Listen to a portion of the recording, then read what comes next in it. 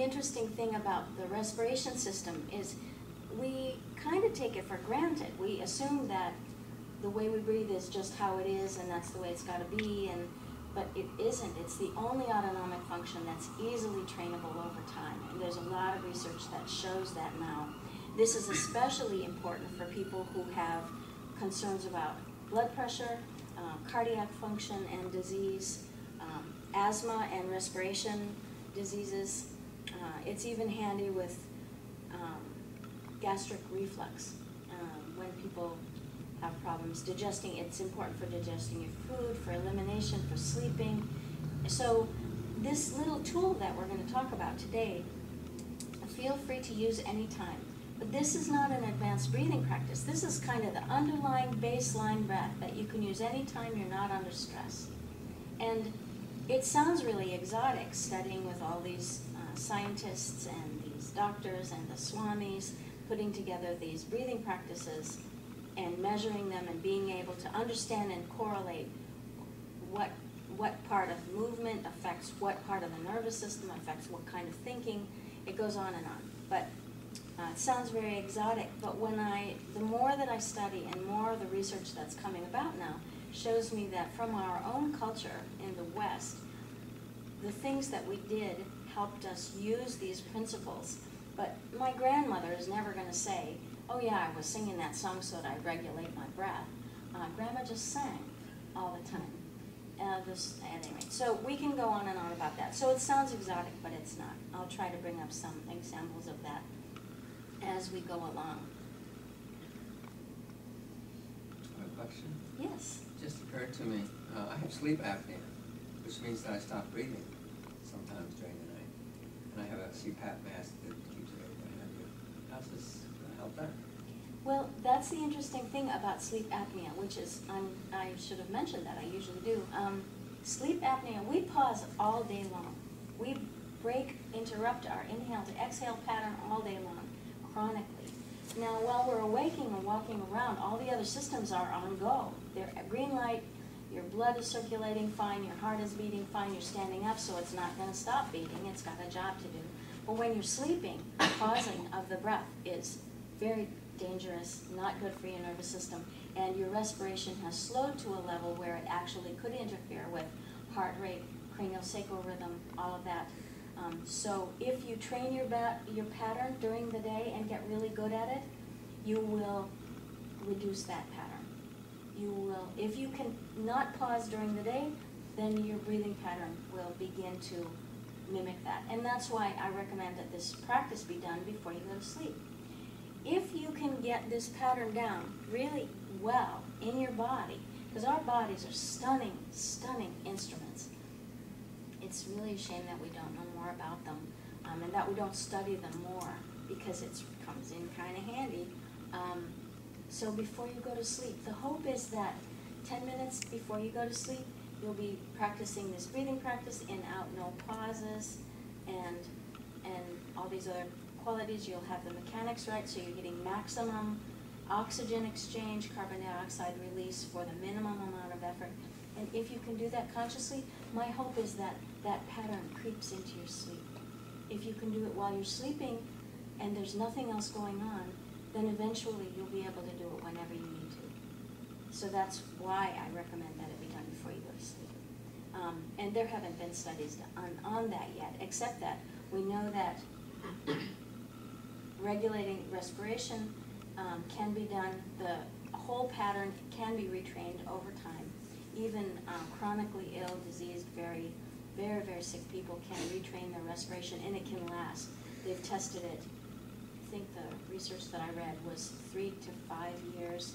So if someone who's like on their deathbed can retrain their pattern and they'll still be doing the new breathing pattern after 3 to 5 years, then a healthy person should be able to do that too. We do know that. Also, respiration pattern is directly related to cardiac function. We've known that since the 70s. So if you can make your respiration hearty, then your hearty heart is greatly indulged and enjoyed and strong, and the pattern becomes more regulated, and everything you do with your respiration pattern directly relates to cardiac function. in terms of regularity, in terms of volume, yeah, and those are the most important things, volume and whatever it is. So, play with your breath. This pattern is just to help you with your baseline breath. There are all kinds of advanced practices, Kumbhaka, Vastrika, Kapalabhati, but this is not about those. And there are a lot of schools you can study with where they teach these advanced practices, which are stunning. That's like running a marathon with your respiration. Very useful, very, oh man, some of the best medicine you can do. But that's not what this workshop is about. This gives you the underlying mechanics so that when you do advanced practices, if you choose to do that, or if you do athletic activities, or if you get freaked out because something just terrible happened and you're getting hysterical and your respiration and your heart rate are responding to that, you can grab your respiration as your steering wheel and come back to center, clear your mind, and then do whatever you need to do. And that can happen in fractions of a second. So if you get really good at this, you can use it anytime. While things are fabulous, while things are terrible, and it will give you more strength and help you, especially with stress. So we all can use that.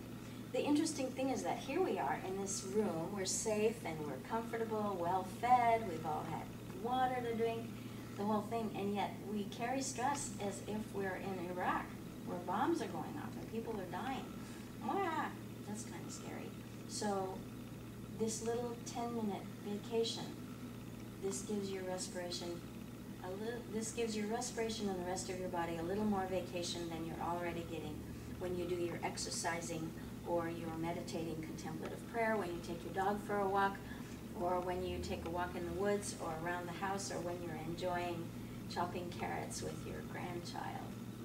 So again, it sounds like something separate from life, but the trick is to really incorporate it into every day, all the time, and that will really serve you.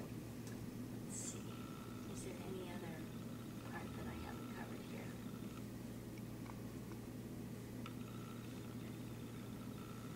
Yeah, that's pretty good. That's good for a start. So that's why, and it doesn't cost you anything. And you don't have to get dressed any fancy to do it. You don't have to buy anything more. You don't have to shave your head or, put red dots on your forehead or anything. You can do this anytime for the rest of your life. And for me, 30 years later, I am still learning about my breath. You don't have to shave your head? You don't have to. Why didn't you tell me that before? I'm so glad. I should have sent out the email, but oh well. This is good. But that's true. This is easy.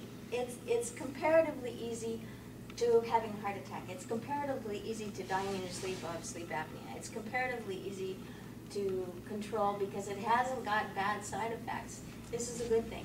But just like you expressed, when something is coming up, feelings, emotions, whatever, you can use this to actually let them go. So if you're trying to avoid being present with your feelings or your thoughts or your loved ones or your whatever's going around you, sorry, this is going to help you be present and not avoid it. Wah! But this is a good thing. It's better to get it over with and deal with whatever's going on than to pack it into your body or your nervous system somewhere.